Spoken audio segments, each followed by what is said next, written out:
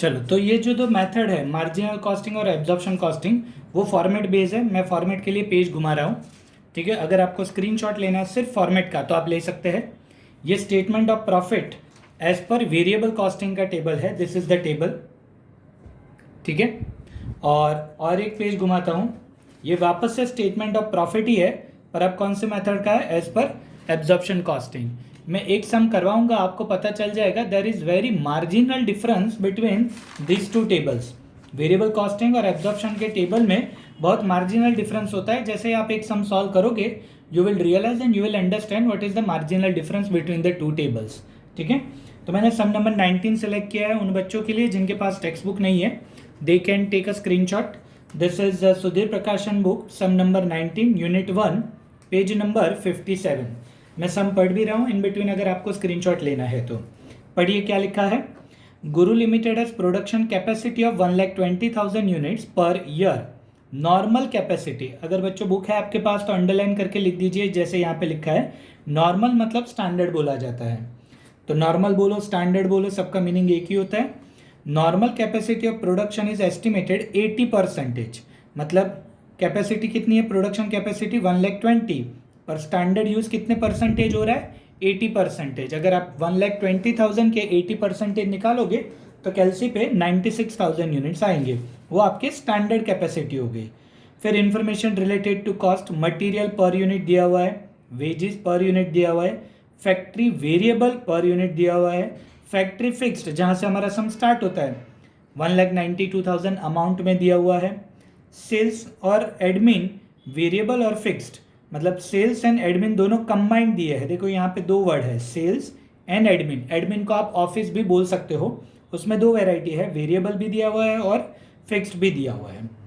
Management information for the year 2006-07 is as under, ये actual में जो पूरे साल में हुआ है उसकी इन्फॉर्मेशन है। कितने यूनिट प्रोड्यूस्ड हुए हैं, 1 लाख। कितने सोल्ड आउट हुए हैं, 80,000 unit at the rate of 50। Opening stock के यूनिट्स कितने हैं, 10,000।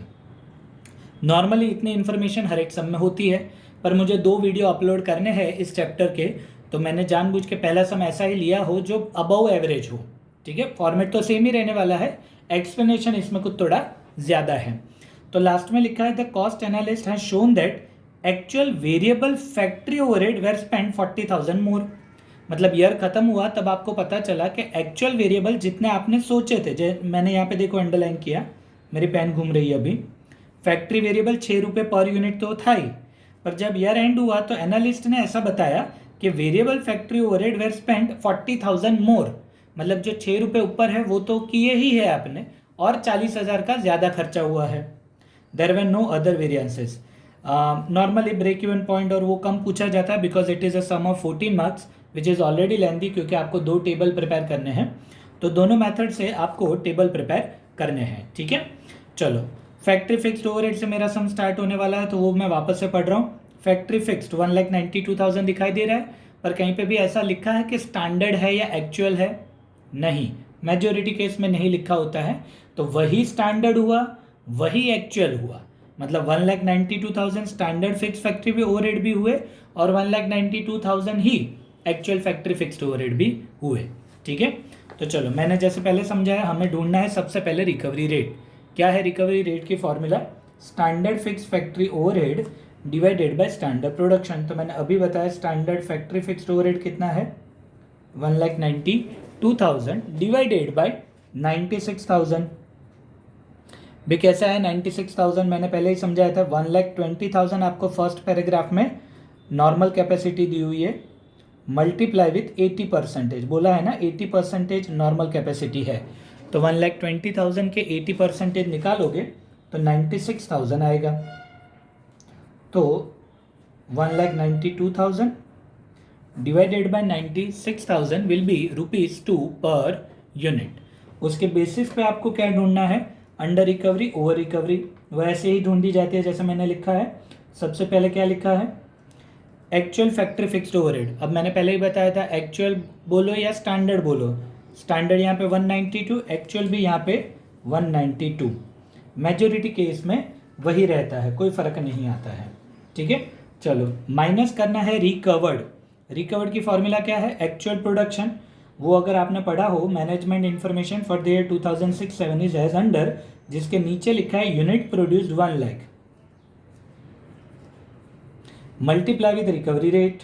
तो रिकवरी रेट हमने अभी अभी ऊपर ढूंढा है, एक्चुअल प्रोडक्शन क्वेश्चन में ऑलवेज अवेलेबल ही होता है। तो 1 लाख इंटू 2 किया तो मेरा आंसर आया 2 लाख। तो 192 माइनस 2 लाख, 8000 नेगेटिव आ रहा है।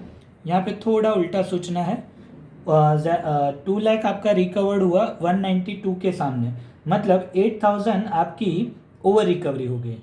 8000 आपकी क्या हो गई? Over recovery. या तो आप इस तरह से भी याद रख सकते हो, नेगेटिव आंसर मतलब ओवर रिकवरी और पॉजिटिव आंसर मतलब अंडर रिकवरी। ठीक है, तो 192 actual factory fixed overhead, recovered की formula actual production 1 lakh which is given in the question, multiply with recovery rate which we have calculated on about 2 lakh minus 8000 will be OR मतलब over recovery. चलो, अब वैसे तो ये फॉर्मूला है production की, क्या है formula? Sales plus closing minus opening. पर ये फॉर्मूला में कुछ भी मिसिंग हो आप इसी फॉर्मूला से ढूंढ सकते हो।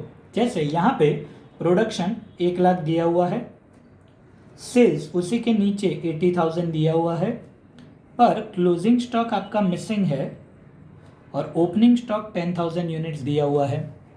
ठीक है, तो ये फॉर्मूला यूज़ करके आप क्लोजिंग स्टॉक ढूंढ सकते हो। कैसे? माइनस 10,000 इधर जाएंगे तो प्लस हो जाएंगे, मतलब 1 लाख प्लस 10,000, और ये 80 इस साइड जाएंगे तो माइनस हो जाएंगे, तो 30,000 will be your closing stock units.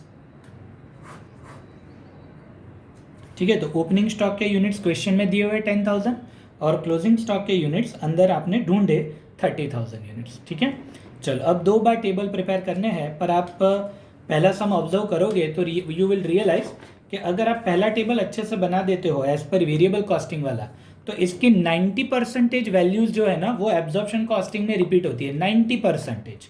ठीक है, तो चलो आपके रेफरेंस के लिए मैं ऑलवेज टॉप पे लिखने की प्रैक्टिस रखता हूँ, प्रोडक्शन 1 लाख, सेल्स 80,000।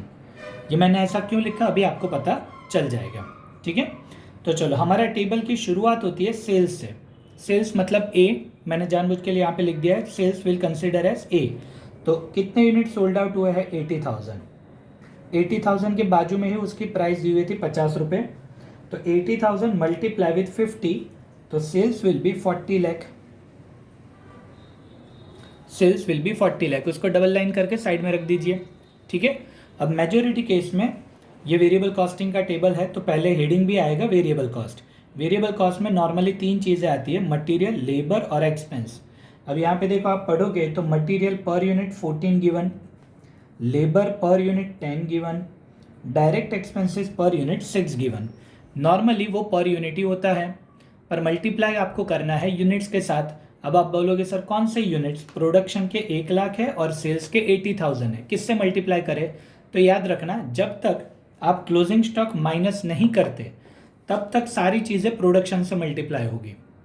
जब तक क्लोजिंग स्टॉक बी ए माइनस बी तक नहीं पहुंच जाते तब तक सारी चीज़ें किससे मल्टीप्लाई होगी?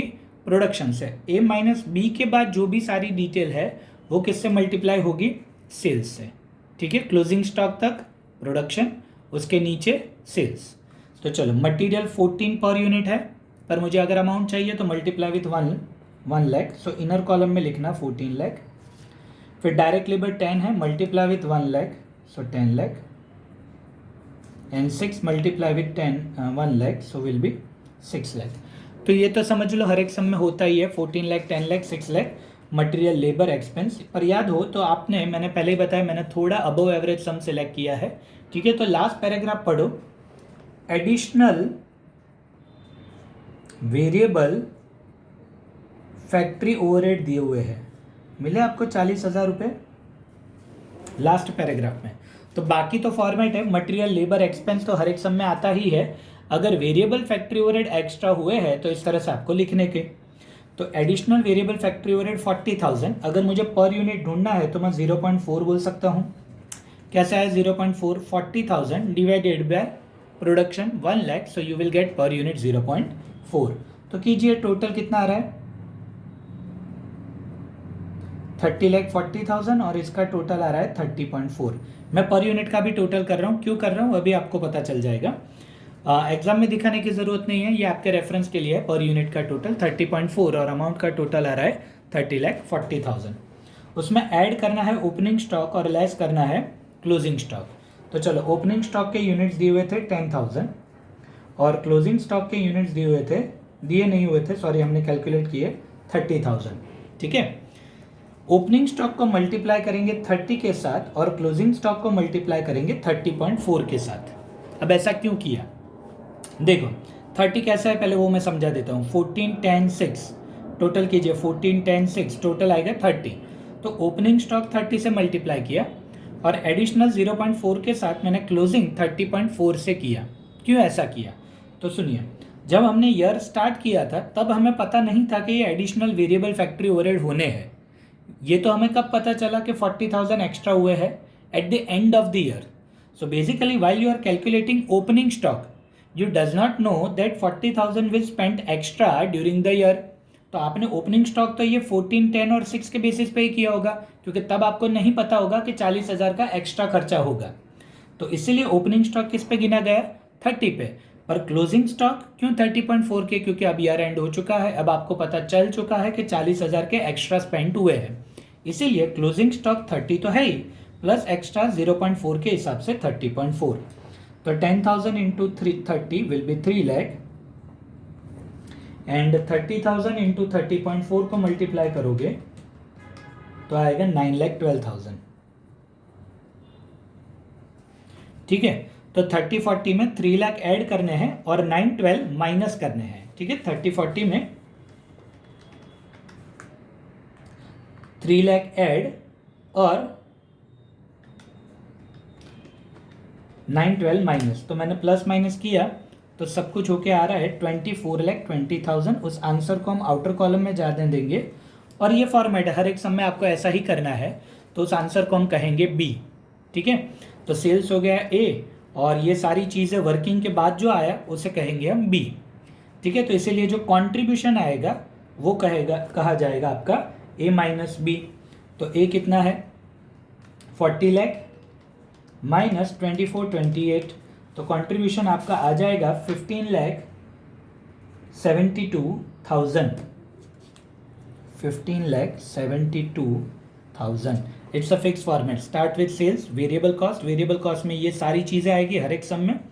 उसका आंसर को बी कहा जाएगा, सेल्स के आंसर को ए कहा जाएगा। You will find contribution A minus B. अब आपको लिखना है वेरिएबल ऑफिस ओवरहेड और वेरिएबल सेल्स ओवरहेड। वैसे तो ये इंडिविजुअल एक्सपेंस है, वेरिएबल ऑफिस अलग चीज़ है, वेरिएबल सेल्स अलग चीज़ है, पर यहाँ पे याद हो तो आपको कंबाइंड दिया हुआ था। Sales and admin per unit 4 रुपये दिए हुए हैं, पर यूनिट 4 किससे मल्टीप्लाई करोगे? तो मैं पहले ही समझा चुका हूँ, जब तक क्लोजिंग स्टॉक खत्म नहीं होता है तब तक प्रोडक्शन 1 लाख से, क्लोजिंग स्टॉक के बाद 80,000 से। तो ये 4 रुपये किससे मल्टीप्लाई होंगे? 80,000 के साथ, 3,20,000। वैसे ये इनर कॉलम में लिखा जाता है पर एक ही एक्सपेंस है तो आप आउटर कॉलम में भी जाने दे सकते हो। 3,20,000 ये ऊपर में से लेस करना है, मैंने यहाँ पे लेस लिखा है। 15,72,000 माइनस 3,20,000, जो आंसर आएगा वो हो जाएगा नेट कॉन्ट्रीब्यूशन 12,52,000। 12,52,000। फिक्स्ड ओवरहेड जहाँ से हमारा स्टार्ट हुआ था 1,92,000। 3 टाइप के फिक्स्ड ओवरहेड होते हैं, फैक्ट्री, ऑफिस, सेल्स। फैक्ट्री जहाँ से हमारा सम स्टार्ट हुआ था 1,92,000 और ऑफिस और सेल्स दोनों कंबाइंड दिए हुए हैं 48,000। नॉर्मली सेपरेट होते हैं पर यहाँ पे कंबाइंड दिए हुए हैं 48,000। तो वो दोनों ऐड करके ऊपर के आंसर में से लेस करना है। तो 192 और 48 दोनों को मिला के आएंगे 2,40,000, जो 1252 में से माइनस कीजिए तो आंसर आएगा वो हो जाएगा आपका नेट प्रॉफिट 10,12,000। ठीक है, 10,12,000 is your net profit answer as per which method? Variable costing. तो वापस से मैं टेबल समझा देता हूँ। स्टार्ट विथ सेल्स, फिर मेथड का नाम है वेरिएबल कॉस्टिंग मेथड, इसलिए पहले हेडिंग आएगा वेरिएबल कॉस्ट। इसमें इतनी चीज़ें आती है, material, labour, expense, opening add, closing less. यहाँ पे इस सब में एडिशनल वेरिएबल फैक्ट्री ओवरहेड आए थे तो मैंने लिखे थे। ठीक है, वो जो पूरा आंसर आएगा इस कैलकुलेशन को उसको कहा जाता है बी, फिर कंट्रीब्यूशन ए माइनस बी और फिर ये बाकी का टेबल। ठीक है, तो ये आपकी एक मेथड खत्म हुई एज पर वेरिएबल कॉस्टिंग। अब देखिए इसमें जो वैल्यू है वो 90% वैल्यूज यहाँ पे रिपीट होती है। देखो पहले मैं टेबल समझा देता हूँ बीइंग द फर्स्ट वीडियो।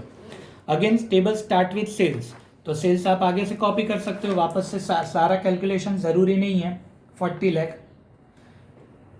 आगे के टेबल में हेडिंग क्या था? Variable cost. जो हेडिंग यहाँ पे बदल रहा है, क्या हेडिंग है?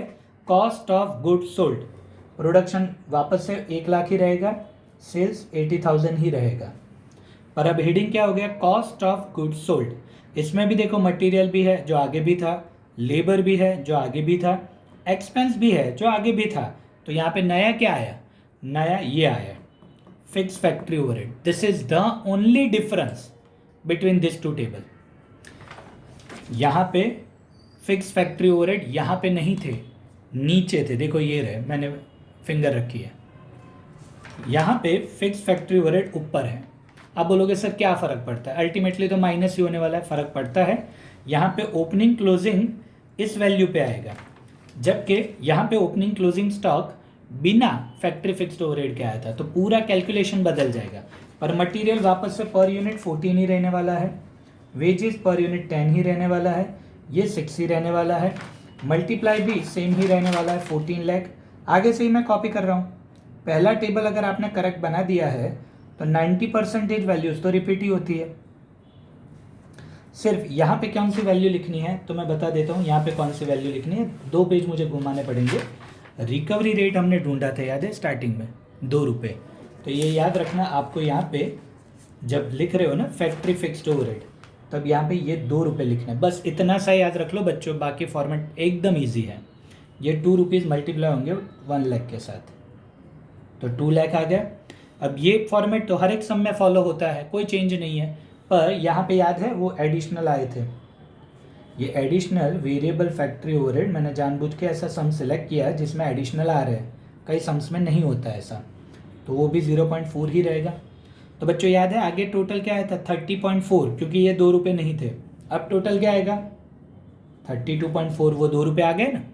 और यहाँ पे टोटल आगे जो था 30,40,000, दैट बिकेम 32,40,000। ओपनिंग स्टॉक कितना है? 10,000। क्लोजिंग स्टॉक कितना है? 30,000। Multiply multiply. अब बच्चों थोड़ा दिमाग लगाओ, आगे का टेबल अगर आपने ध्यान से पढ़ा है तो समझो। ओपनिंग स्टॉक मैं किससे मल्टीप्लाई करूँगा? 32 से। और क्लोजिंग स्टॉक किससे मल्टीप्लाई करूँगा? 32.4 से। क्यों डिफरेंस आया? क्योंकि यहाँ पे ये additional at the beginning of the year नहीं पता थे, इसलिए 32 पे, जबकि क्लोजिंग ईयर एंड हुआ तब पता चल गया कि ये 40 पैसे एक्स्ट्रा हो रहे हैं, इसलिए क्लोजिंग स्टॉक किससे मल्टीप्लाई होगा? 32.4 से। तो 10,000 into 32 will be 3,20,000 and 30,000 multiply with 32.4 will be 9,72,000।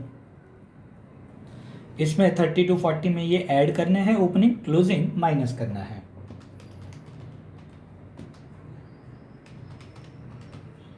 तो ओवरऑल आंसर आ रहा है जो हम आउटर कॉलम में ले जाएंगे, जिसको हम बी कहेंगे, 25,88,000।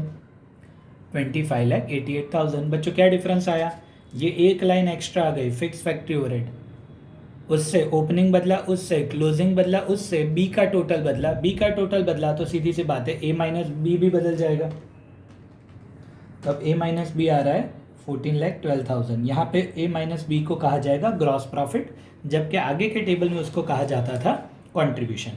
अब क्या करना है, देखो वही चीज़ है, आगे से कॉपी करनी है। Office overhead, sales overhead. Office में 2 टाइप के, फिक्स्ड वेरिएबल। सेल्स में भी 2 टाइप के, फिक्स्ड वेरिएबल। पर यहाँ पे याद है आपको ऑफिस एंड सेल्स साथ में दिए हुए, ऑफिस एंड सेल्स साथ में दिए हुए हैं। तो मैं क्या करूँगा, इसको काट देता हूँ। वैसे ये सेपरेट लिखा जाता है, पर यहाँ पे ऑफिस और सेल्स साथ में दिए हुए हैं।